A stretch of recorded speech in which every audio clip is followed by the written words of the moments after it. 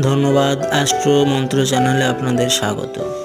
আজকে আমি নবগ্রহের প্রতিকারের জন্য কিছু উপায় বা টোটকা বলবো, সেগুলো আপনারা পালন করলে শুভ ফল পাবেন। প্রথমেই আসছি সূর্যদেবের কথা।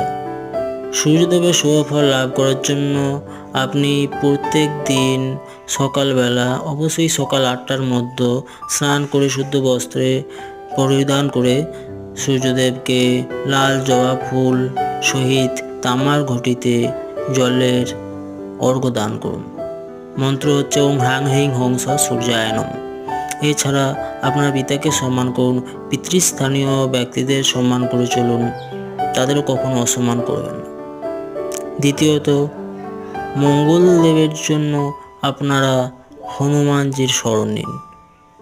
মঙ্গলবার হনুমান চালিসা পাঠ করুন, হনুমান মন্দিরে যান, সেখানে দর্শন করুন। হনুমানজিকে চামেলির তেল, নারকেল এবং সিঁদুর, কুমকুম ইত্যাদি অর্পণ করলে শুভ ফল লাভ করা যায়।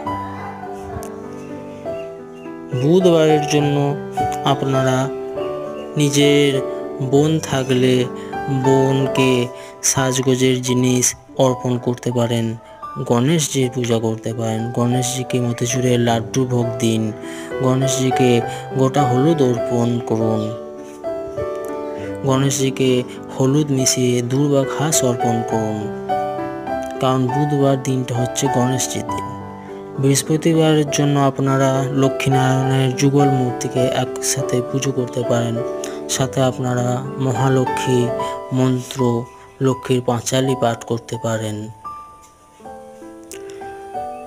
শুক্রবারের জন্য আপনারা শুক্রদেবের আরাধ্য শিবজি পূজা করুন, শিব তাণ্ডব স্তোত্র পাঠ করুন, শিবের রুদ্র গায়ত্রী মন্ত্র পাঠ করুন, শিবের পঞ্চামৃত দিয়ে অভিষেক করুন, এতে শুভ ফল পাবেন। শনিদেবের জন্য আপনারা শনিবার দিন পারলে কাককে কিছু খাওয়ান, খাদ্যবস্তু এবং জল অর্পণ করুন। প্লাস শনিবার দিন শনিদেবের মন্দিরে দর্শন করে শনিদেবকে নীল ফুল অর্পণ করুন এবং সর্ষের তেল দিয়ে এবং কালো তিল দিয়ে এদিন অশ্বত্থ গাছের গোড়ায় আপনারা জলদান করতে পারেন এবং শনি মন্দিরে আপনার সর্ষের তেল দান করতে পারেন। এতে শনিদেবের কুফল কেটে যাবে।